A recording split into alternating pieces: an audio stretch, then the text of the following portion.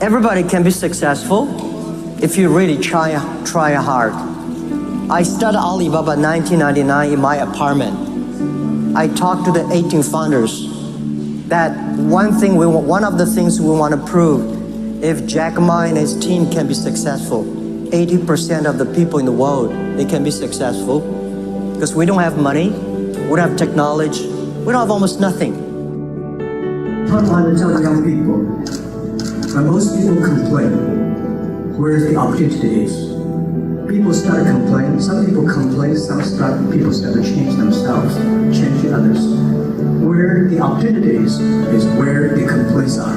Where the trouble, where's the opportunity. And I always believe that. What was your biggest failure in scaling Alibaba, and what did you learn from?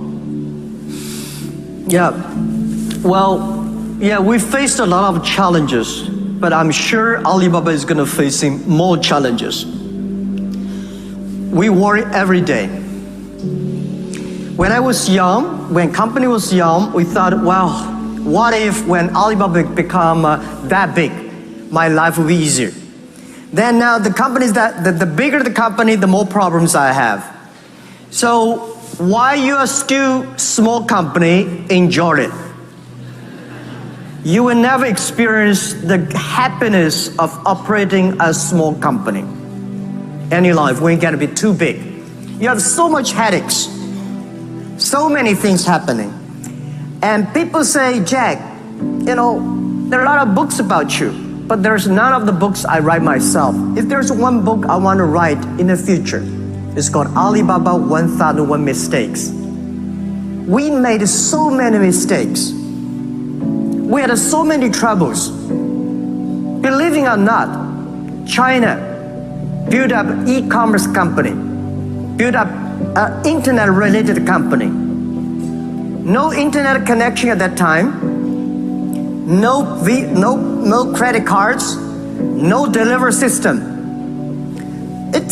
So we make problems all the time. It's not easy, but we tell ourselves, we will be successful until we make 10,000 mistakes. We will be successful if we survive in any crisis. So when crisis came, we know it's a challenge. Everybody start to be united. We solve the challenge, then we complain each other.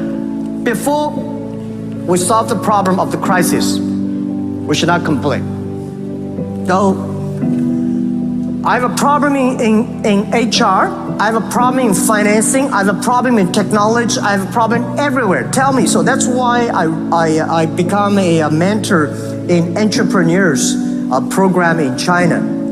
A lot of entrepreneurs have questions. When I listen to their questions, I say, oh my God, I have this problem too. So I would say we have gone through almost more than 90% of the problems that any entrepreneurs have met. This is what we feel proud.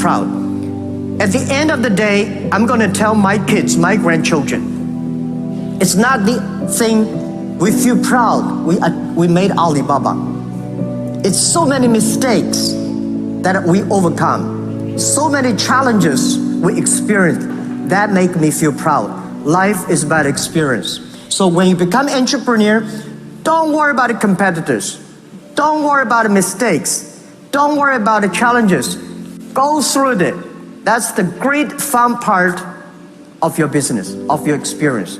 And then you got a courage, you got a wisdom, you got a team follow you. You know if people know what they're doing, but it's my job to make sure and bring everybody up to another level. And I think that's probably one of the greatest compliments I've ever gotten is that I'll take somebody good and make them better. Is that a conscious process for you? Like, what are you doing? Is it just kicking people in the ass, inspiring them, leading by example? All the above. I think I do. You always know where you stand with me. I have all my top VPs probably have been with me an average of 25 years. My two assistants have been with me 27 and 26 years. And everybody will tell you that is the hardest son of a bitch in the world to work for, but I would never work for anybody else. What would you have to see in them to think it's worth the risk? I think one of the best things that I ever did was I will look at somebody's resume and I can say, you know what? you've never been with the right company, and that's why you haven't excelled, and that's why you're in here today. And so many people choose the wrong company to go to work for. And I look at people all the time, and I look at your resume and say, why did you go to work for this company? I knew they were screwed up when you went to work for them, okay? And so some people just are not good at choosing the right company, and also the person interviewing makes promises that never happen. And I think that's one of the biggest mistakes that people make, is choosing the wrong company to go to work for. Do they really have good liquidity? Are they going to be in business? Or are they an acquisition target where all of a sudden that they are, and you're going to get bought and probably laid off? You know, everything is do they have a product that is going to be around for a long time? So everything from liquidity to product, acquisition target, growth, where are you going to go? Everybody should always ask themselves if they want to grow, and they just don't want to just whatever, is say, where can I be in 5 years? If I can't be at this position in 5 years, then this isn't a good career path for me. What made you good at selling? That is a very particular skill.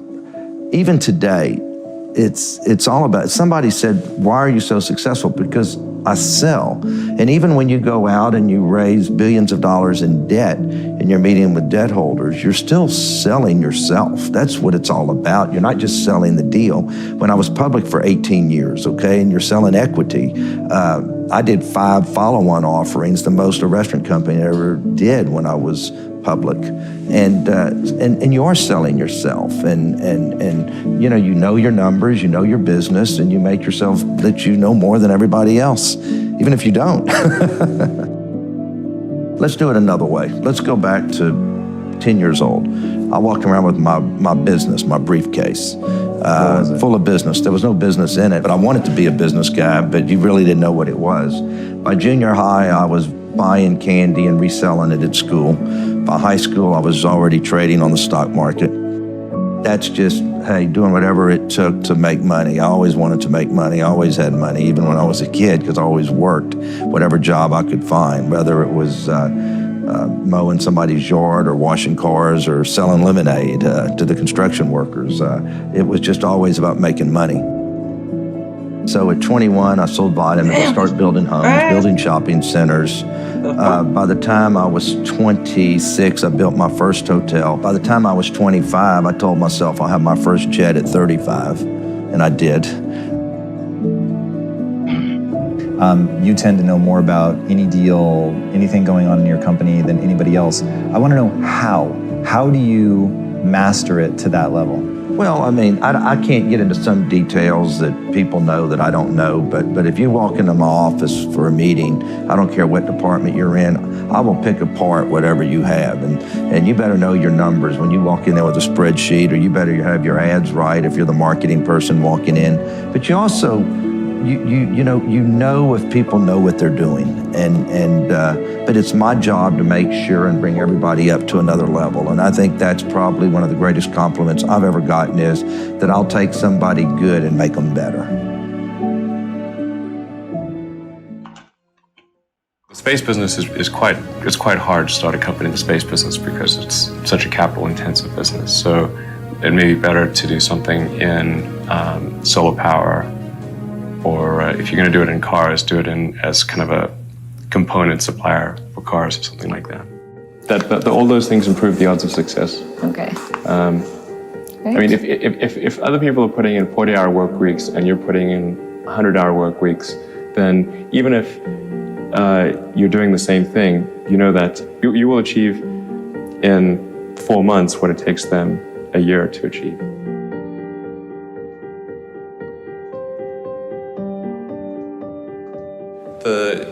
When I was a kid, I was wondering kind of what's the meaning of life?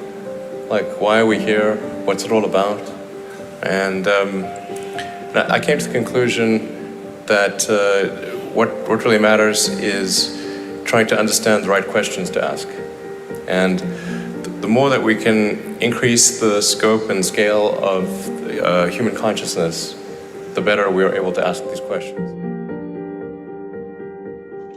If somebody is doing something that is useful to the rest of society, I think that's a good thing. Like, it doesn't have to change the world. If you're doing something that has high value to people, I mean, I think that's fine. Like, stuff doesn't need to be changed the world just to be good.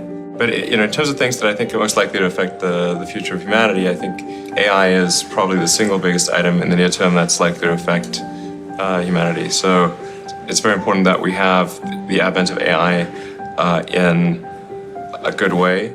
If you could look into the crystal ball and see the future, you would like that outcome, because it is something that could go wrong.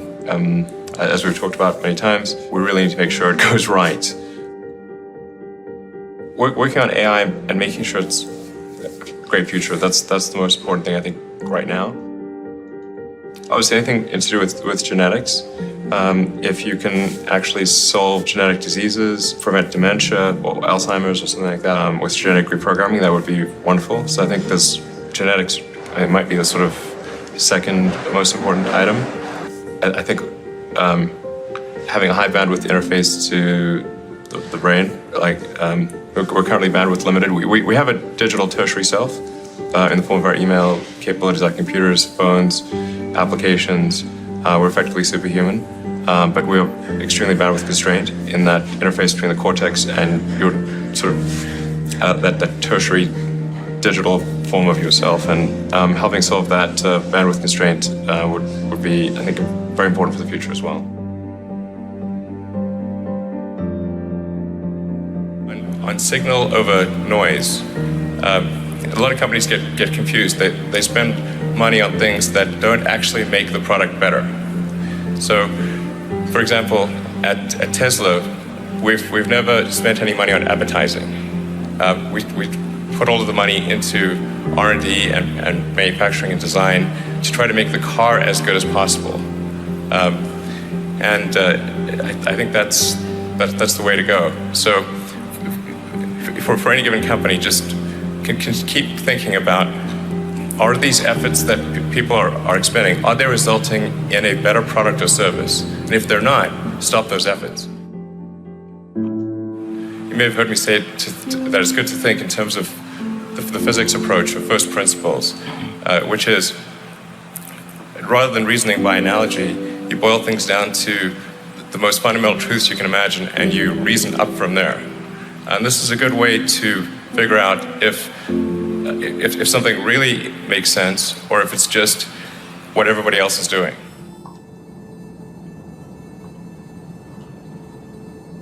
It's hard to think that way. You can't think that way about everything. It takes a lot of effort. But if you're trying to do something new, it's the best way to think. And that framework was developed by physicists to figure out counterintuitive things, like quantum mechanics. So it's really a powerful method. You guys are the magicians of the 21st century. Don't let anything hold you back. Imagination is the limit, and go out there and create some magic. I mean, I don't care if it was one push-up, one sit-up, one page of the book, you feel me? But just make a decision that there will be no more 0 days.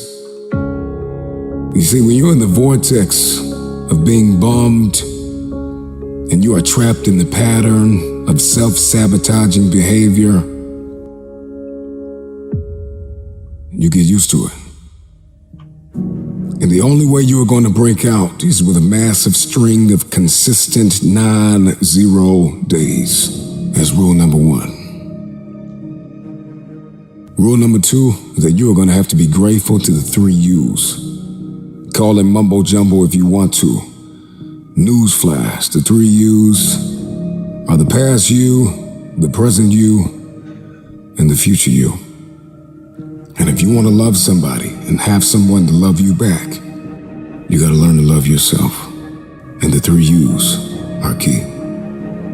You got to be grateful for the past you, for the positive things you've done, and do favors for the future you, like you would for your best friend. You feeling bad today? Stop for a second and think of a good decision you made yesterday. That salad, that fish, that protein shake instead of the burger or fries? Did you save money in your past to buy something that resonated with you and thank the past you? Are you currently saving toward that dream or that goal you have or that improbable feat? Then you need to be grateful for the present you. The last part of the 3 U's is you gotta love your future self. You gotta do your future self a favor. I know you might be tired. You may be addicted to a video game or a television series. Not today, present self. This one's for future me. No PlayStation, no Xbox, no distraction.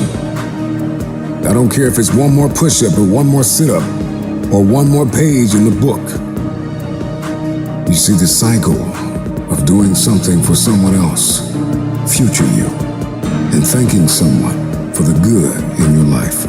Past you is the key to building gratitude and productivity. Don't doubt me. Over time, you should spread that gratitude to others who have helped you on your path.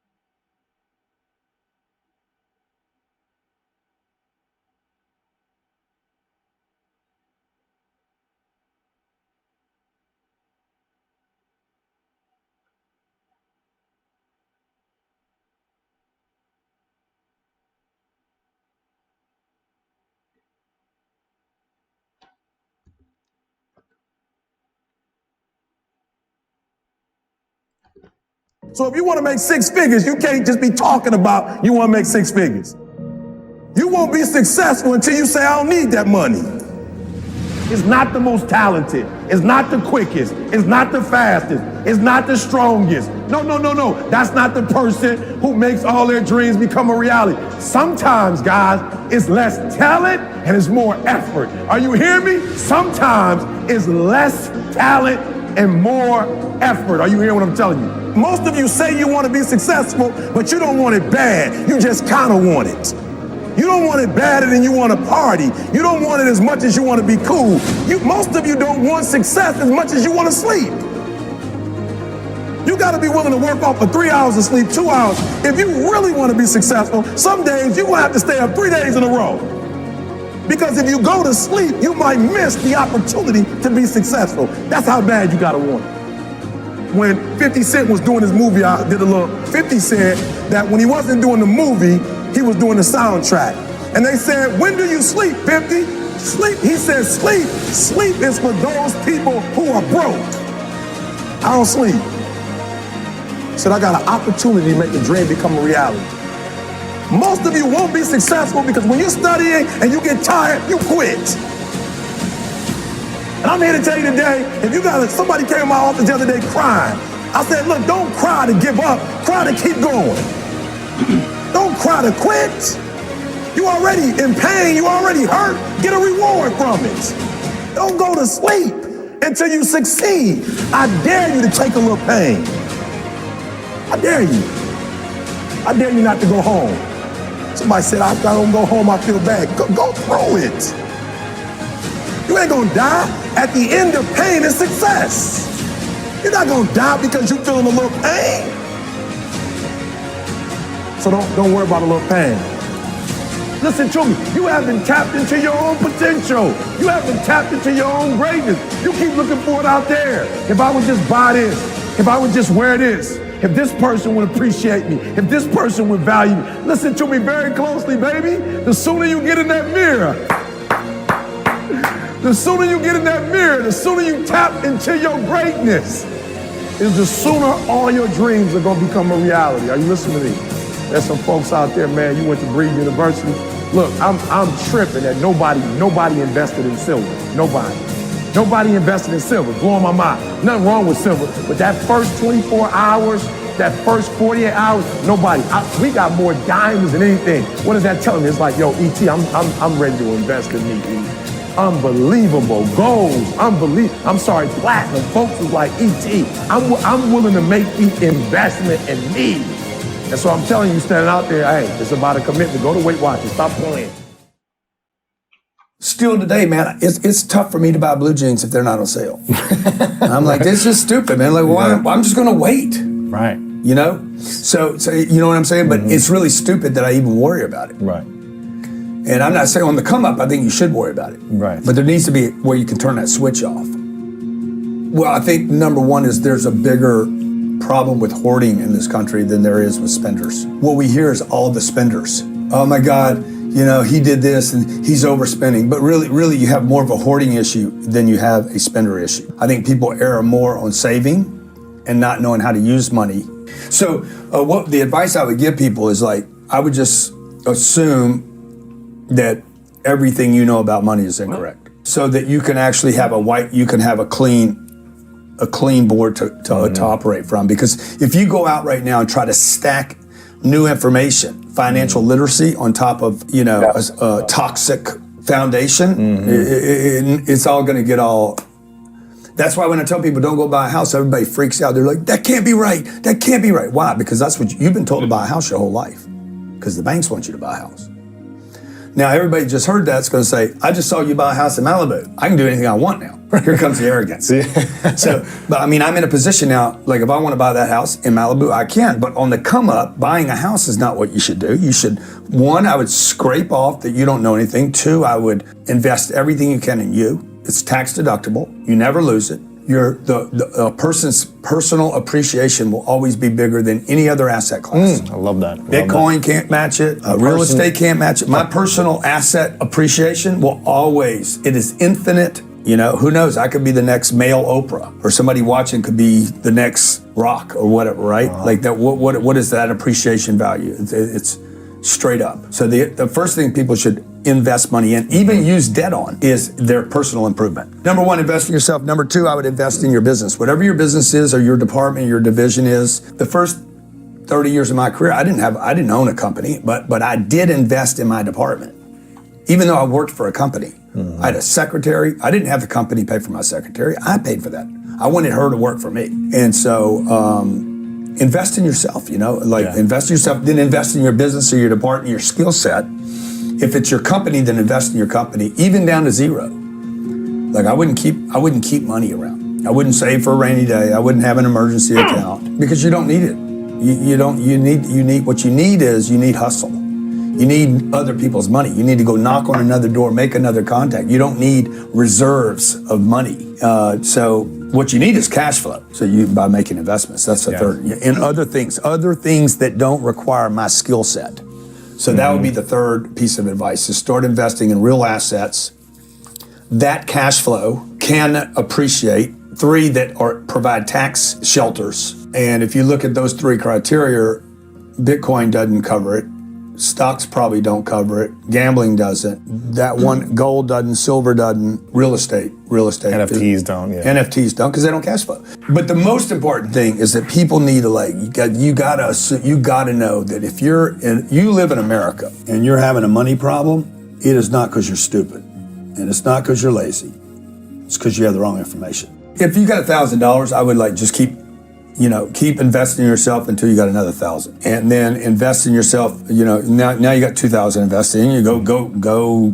You should start making money faster. At some point, you should start every time you make an investment in yourself. If I put fuel in my car, it's supposed to take me farther. So what do you do with $1,000, right?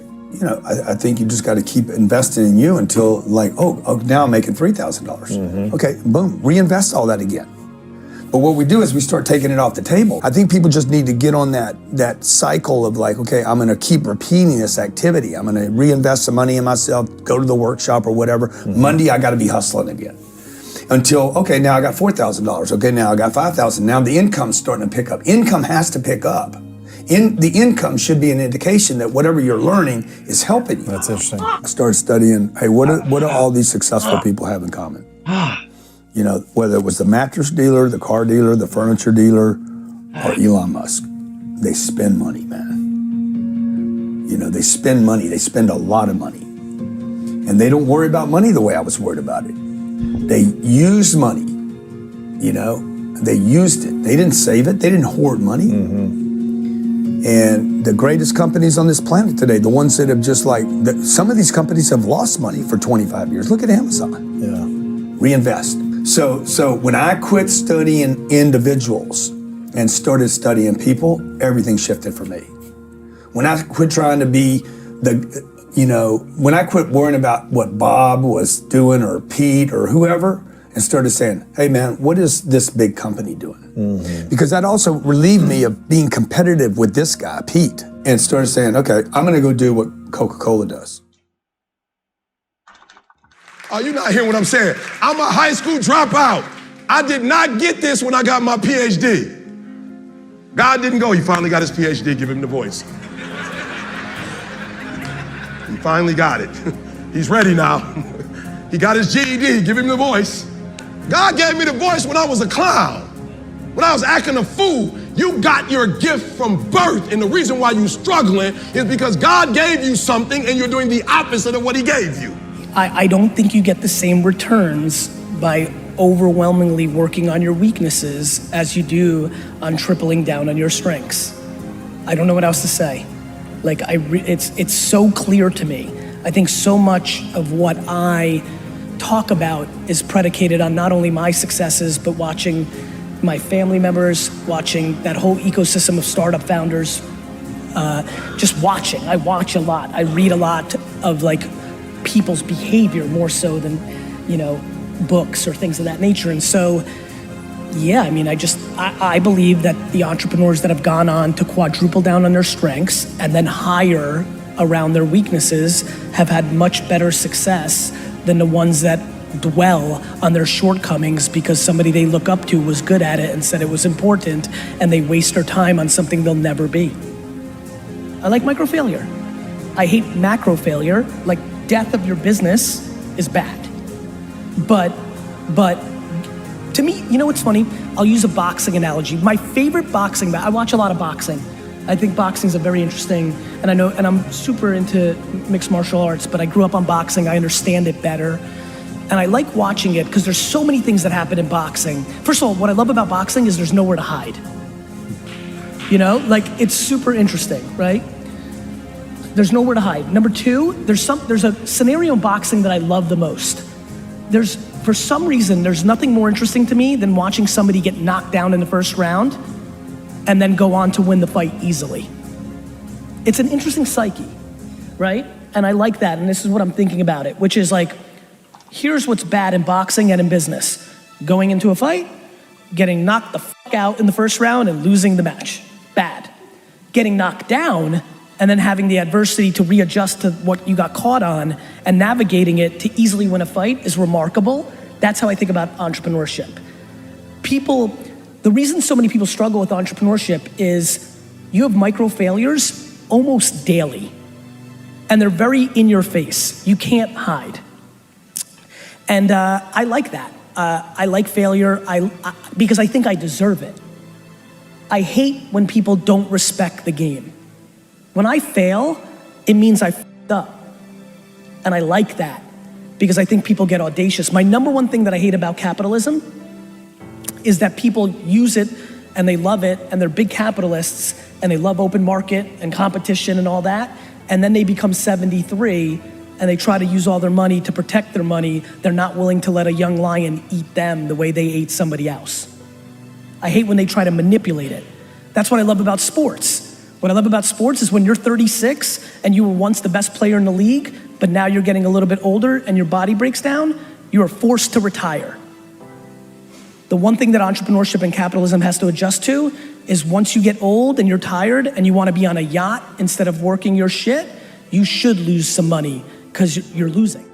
So identity is you asking the questions until eventually you get to a point that you get to the deeper part of who do you want to be? What life do you want to live? And why do you want to live this life? Why is it important to you? Why is it what you're putting through all these hours? Why would you want to do that? That's transition when you go through it. And then the pressure part, when you said, here's who I'm going to be, where you declare your intentions to the world. This is what I'm going to be doing. A lot of times we keep things a secret. And so there's a debate. Some say you should never declare your intentions to the world because that pressure could create anxiety. You should never do it. You know, like Babe Ruth pointed a finger and I'm going to hit a home run. What if you don't hit it? What if you fail? You know, what if you say, Michael Jordan says, the Bulls never losing game 7. You should never say that because there's too much pressure on the players. Or then the other side said, well, you should put the pressure on yourself because your teammates play better because it's not on them, it's on you. And the leader does that. To me, I think declaring intention serves a purpose. I think when you go out there and you say, this is what I'm going to be doing, this is where I'm going to be at, you officially have the world holding you accountable. That pressure could be good pressure to put into your life. Why I like losing. The game told me I lost. Respect to the game. That's why I like playing. I did this when, my friends, I was an entrepreneur when there was no conversation around this. In the 80s and 90s school system and society that I grew up in, I was a failure for making $2,000 a weekend selling baseball cards. Like, I did this when it wasn't cool. I'll do it now while it's cool, and I'll do it again in 15 years when it's not cool again because the economy will collapse and because we don't like to be accountable, we like blaming things, and so we're gonna blame entrepreneurship, not the fact that you weren't self-aware and didn't realize that you weren't a fucking entrepreneur. I need you to tap into your inner grind hard. I need you to tap into your inner go get it.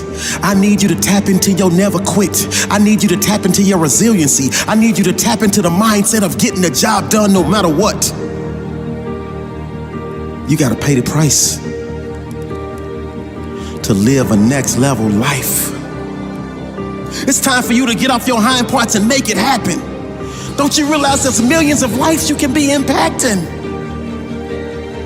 But you're only touching a fraction.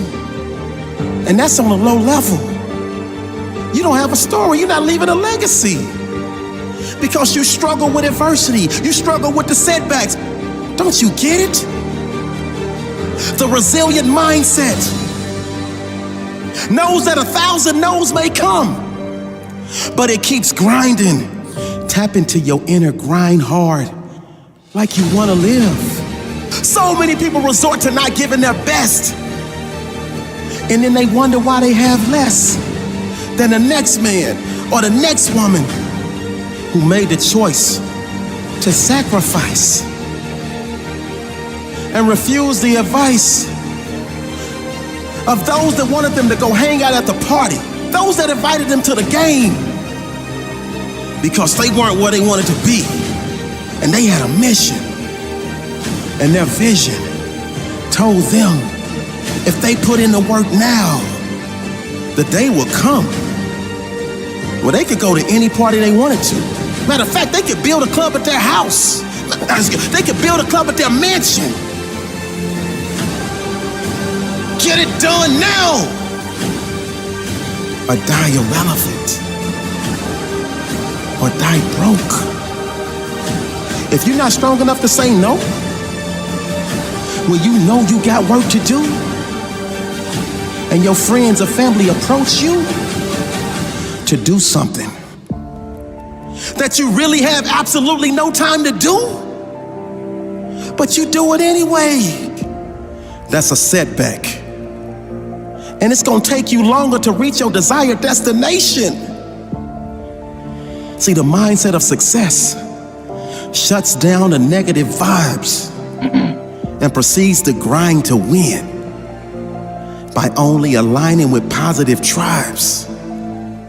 Show me your friends, I'll show you your future. It's not gonna happen overnight. Success can be a bitter pill to swallow. Success will push you to your limits. It takes time. It's not easy. Life often gets in the way. But no excuses. I need you to still get it done. The late great Jackie Robinson said, "This ain't fun, but you watch me. I will get it done." And that's the thought process. That's the mindset you have to subscribe to. If you're trying to achieve any type of success, the greats will tell you about some rough patches. The greats will tell you about some tough days. The greats will tell you about some adversity. The greats will tell you about some setbacks. The greats will tell you about some failures. But the greats will also tell you this: they kept going. They kept going. They kept going. They refused to lose. They refused to quit. They refused to give up. And they lived by the motto, I will win. I will get it done. No excuses. The late great Muhammad Ali said, "You don't lose if you get knocked down. You lose if you stay down." There will be days that you don't achieve your desired outcome. And that's what separates the winners from the losers. See, losers give up. Winners give all. The late great Jim Rohn said, "If you really want to do something, you'll find a way." Entrepreneurship is not for the faint of heart. It is not. Because you're always pushing the envelope, right? And the purpose of an entrepreneur is to solve problems. So every day something happens and you're like, oh, I didn't expect that. And you got to deal with it. And I also say entrepreneurship is the fast track to personal development. Because every day, right, you're facing something right here. It's like, oh man, and you can't back down from it. You gotta deal with it. They say like 50% of businesses fail. And I think what happens for a lot of first-time business owners, they're coming out of a job. So they're coming out of an employee mindset. And I know this one guy, for example, in Phoenix, Arizona, and he decided he was gonna start his own business. And he had been an employee all his life. So what's the first thing he does? He goes and rents a nice office space. Then he buys all the nice furniture. Then he gets a secretary. He hasn't made not $1. And he spends all this because he thinks that's what an entrepreneur looks like. Versus, go make the money first, then go rent your office. If you even need an office, start out of your home. We all started, all the entrepreneurs, successful entrepreneurs I know, all started out of their home. But a lot of people I see, they quit their job, they start their part-time business, and because they're struggling for money, they make bad decisions because they're just trying to find how to put money in their pocket to keep their business alive. So I think if you are an employee, that's a smart way to go. What you just said, to start a part-time business, start learning what it takes, the reality, you got to get the reality of what it takes. And I came across a study, and it was a study of centenarians, people that had lived over 100, and they wanted to find what were the common denominators, and they found 3. And one was they had a sense of purpose. It didn't matter how big or small, but they had a sense of purpose. Number 2, they were optimistic. And number 3 was resiliency, how well you come back from a setback. When you hit that wall, do you fall down? Do you get up? Do you go through it? And I'm like, those seem like the three characteristics of a good entrepreneur to me. Sense of purpose, optimistic, and resilient. Yeah. If you're not resilient and you can't persevere, do not become an entrepreneur. They're so afraid to venture out on their own and not have the security of that paycheck. You know, a lot of times we say if you have a full-time job, keep your full-time job, start a part-time business, and work it and work it and work it. Look at what you do in your spare time. And people go, I have no spare time. Well, yes, you do. If you broke it out, how much are you watching TV? How much are you on your iPhone, playing video games, doing things that really are not important? And take that time and channel it into the business that you want to create. When Robert and I had our first date back in 1984, he asked me, in Hawaii. Okay. He said, what do you want to do with your life? I had been fired twice from the same job out of college, twice. From the same job? Yep, they fired me and they hired me back and they fired me again. And I knew I wanted my own business. So on our first date, he said, what do you want to do with your life? And I said, I want my own business, but I don't know anything about entrepreneurship. I've never been around entrepreneurs. And Robert said, well, I've started several businesses and all of my friends are entrepreneurs. I'm like, great, perfect. So 2 months later, I started my first business. But the funniest thought I had coming from an employee was, oh, now my time is my time. I'll do it whenever I want. And I'll have all this free time and it's going to be on my schedule. Wrong. No, you work 24/7. I had no free time. And I'm like, okay, so that was a myth I had, but that was my mindset as an employee, that where you work 9 to 5, oh, now I can get up and I can start at 11. And you know, if I want to work at night, I can work at night. No, you're working, especially when you're starting a business, it's 24/7. So I think in the school system, they don't want us to learn about money because they just want to pump out good employees that do what they're told. I mean, if you look at school, it's opposite of what it takes to be successful in real life. Don't make a mistake. Do as you're told. Take tests by yourself. Don't cooperate. Do it by yourself. Do it on your own. And the last thing was, there's only one right answer. No, there's tons of answers to a problem. So you come out of school scared to death of making a mistake. You do everything on your own. You don't cooperate. There's no synergy. There's no brainstorming. And there's only one right answer. Everybody wants to get the right answer. There's no one right answer. So I think people come out of school paralyzed. I think the school system is criminal in that it kills a child's spirit of learning. You know, a child goes into school all excited about, yeah, I'm going to learn and it's going to be great. And then the teacher says, sit down and shut up.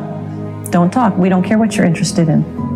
Did anybody in school ever ask you, did the teacher ever ask you, Brian, what are you interested in?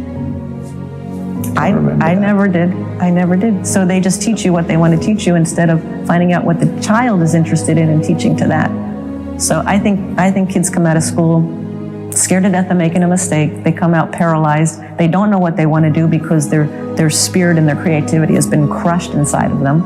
So you almost have to do a whole reprogramming once you get out of school so you can find out what it is that excites you. Do something you're very passionate about, and don't try to chase what is kind of the hot passion of the day. Seen in that light, it really was a difficult choice, but ultimately, I decided I had to give it a shot. I didn't think I'd regret trying and failing, and I suspected I would always be haunted by a decision to not try at all. After much consideration, I took the less safe path to follow my passion, and I'm proud of that choice. As a young boy, I had been a garage inventor. I'd invented an automatic gate closer out of cement-filled tires, a solar cooker that didn't work very well out of an umbrella and aluminum foil, baking pan alarms to entrap my siblings. I'd always wanted to be an inventor, and she wanted me to follow my passion. There's a military phrase that I especially love, and it says, slow is smooth and smooth is fast. And I have seen that in every endeavor I've ever been in. That's the kind of thing that really allows you to make progress. You know, you get certain gifts in life and you want to take advantage of those, but I guess my advice on adversity and success would be to be proud not of your gifts, but of your hard work and your choices. So, you know, you may be, the kinds of gifts you get in life, you know, you might be really good at math. It might be really easy for you. That's a kind of gift. But practicing that math and taking it to the next step, that could be very challenging and hard and take a lot of sweat. That's a choice. You can't really be proud of your gifts because they were given to you. You can be grateful for them and thankful for them. But your choices, you choose to work hard. You choose to do hard things. Those are choices that you can be proud of. You can choose. We all get to choose our life stories, and it's the choices that define us, not our gifts. Everybody in this room has many gifts. I have many gifts. You can never be proud of your gifts because they're gifts. They were given to you. You might be, tall, or you might be really good at math, or you might be extremely beautiful or handsome, or there are many gifts, and you can only be proud really of your choices because those are the things that you are acting on. And one of the most important choices that each of us has, and you know this just as well as I do, is you can choose a life of ease and comfort, or you can choose a life of service and adventure.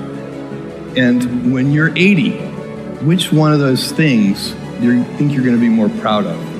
You're going to be more proud of having chosen a life of service and adventure. There's never been a better time to be alive. I mean, it's just incredible the amount of inspiration that the world generates for me, and I think for a lot of people. It's insane, the amount of change and invention and opportunity. Your life, the life you author from scratch on your own, begins. How will you use your gifts? What choices will you make? Will inertia be your guide, or will you follow your passions?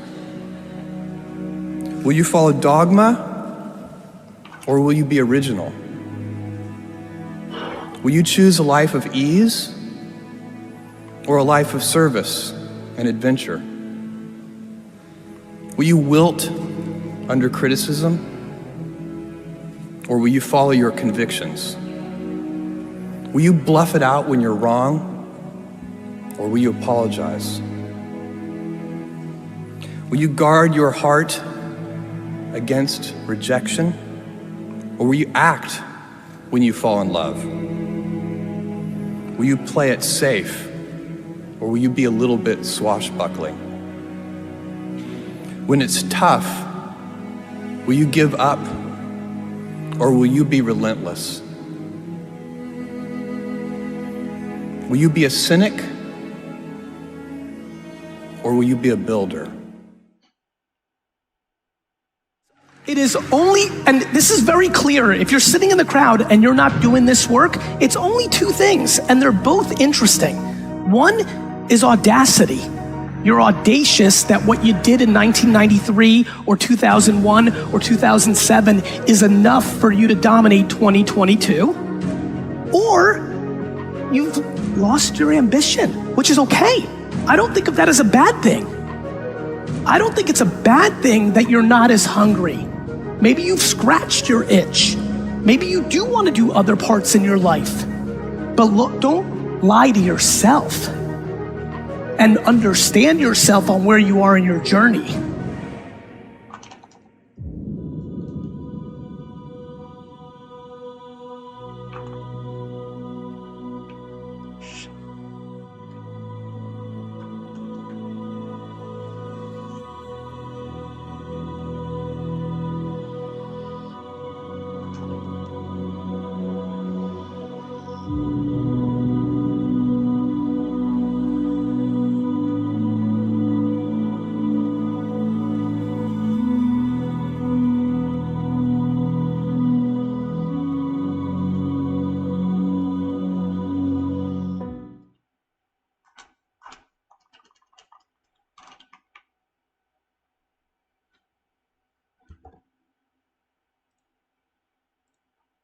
The hustler does not waste time. Somebody with talent, somebody with connection, somebody with some education and some experience, oftentimes they waste time. They feel like they can afford to. They feel like they have permission to. They feel like they've got it figured out. The hustler says, I don't have a second to waste. And so while you're sleeping, while you're being entertained, I'm beating on my craft. The hustler says, I'm beating on my craft. The hustler says, I'm going after it. The hustler says, I can't afford to miss this moment. I can't afford to overlook this critical time, this crucial opportunity. I'm gonna give it everything I have, period. When you've got this hustler's mentality, you're not looking for a handout. You just know you have to outwork everybody in the room. You gotta put the work in after hours. You're not wasting your time being entertained. You're not wasting your time watching TV all day. You're not wasting your time complaining about what you don't have. The hustler has already come to the conclusion that if they don't have something, they have to become. It's not connections that wins. It's not even education that wins. I can be inundated with information. I can be educated, but with no application. The hustler moves in a different realm of wisdom, a different realm of application. They're going after it. Everything that they have is on the table. Are you fighting excuses? Are you fighting low self-esteem? Ladies and gentlemen, get your dukes up, get your hands up, and get ready to fight. See, let me tell you something. Trouble can be a bully, but you better learn how to land the first blow.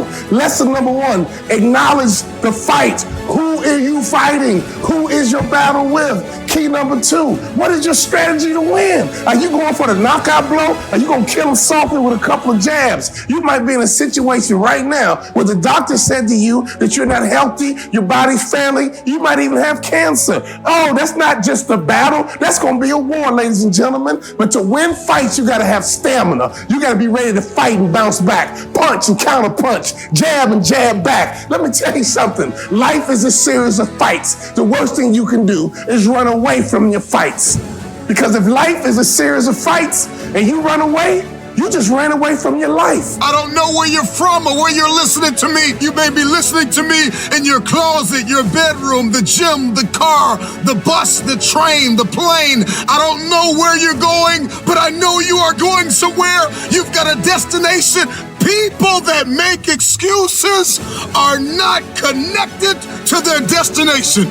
They don't have an end game. They don't have a goal. You have allowed yourself to become a weak link covered under the blanket of excuses. But I'm just wondering if there's anybody here that has a dream. And if you've made your excuses bigger than your dream, the time is now to apply pressure. It may not be easy, but it's not impossible. This is not a I feel like it today. This is not a I'm motivated for a week.